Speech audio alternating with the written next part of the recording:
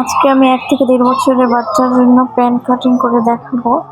আপনিও চাইলে তৈরি করে নিতে পারেন আপনার বাবুর জন্য।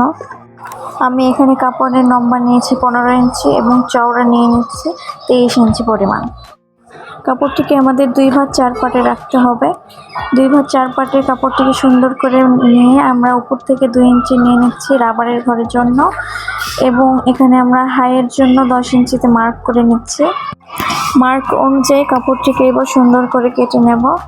কাপড়টি কাটা হয়ে গেলে আমাদের মাথা এখানে জোড়া লাগানো আছে, আমরা কাঁচির সাহায্যে মাথাটা আলাদা করে নেব।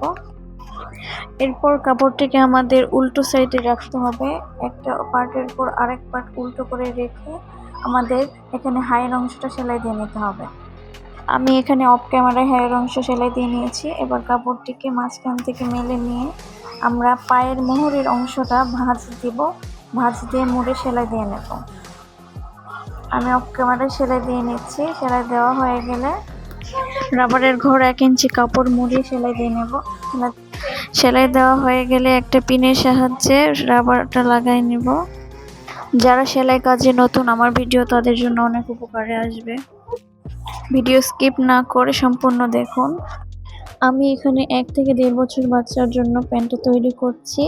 আপনারা চাইলে মেজারমেন্ট অনুযায়ী কাপড়টির চওড়া এবং লম্বার কাপড় বাড়িয়ে নিয়ে আপনারা আপনার বাচ্চার জন্য তৈরি করে নিতে পারেন। রাবার লাগানো হয়ে গেলে পিনটা খুলে আমাদের রাবারটাকে সেলাই দিয়ে নিতে হবে। তো রাবারটাকে সেলাই দিয়ে মাথা সেলাই দিয়ে আমরা ওই অংশটুকু সেলাই দিয়ে নেব। যারা এখনও আমার চ্যানেলকে সাবস্ক্রাইব করেননি তারা অবশ্যই সাবস্ক্রাইব করবেন। আমার ভিডিওটি ভালো লাগলে অবশ্যই লাইক করবেন এবং কীরকম ভিডিও আপনারা পেতে চান অবশ্যই কমেন্টে জানাতে পারেন। আমার ভিডিওটি ফলো করলে আপনিও তৈরি করে নিতে পারবেন আপনার বাচ্চার জন্য প্যান্ট। আজকের ভিডিও এই পর্যন্ত, আবার নতুন ভিডিওতে দেখা হবে। ধন্যবাদ।